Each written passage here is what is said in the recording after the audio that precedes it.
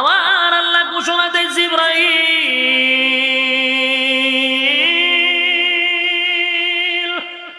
আমার বন্ধু আরশে আজিমে আসবে, বন্ধুরে জানায়া দাও বন্ধু যেন জুতা না খুলে। আসেনি সুবহানাল্লাহ? এ কথা হয় না।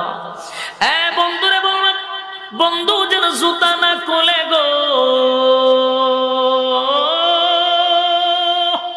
বন্ধুর জুতা যেন না খুলে, বন্ধুর জুতা যেন না খুলে, কারণ বন্ধুর জুতা আমার আরশে আজিম দণ্ড করে দিবে।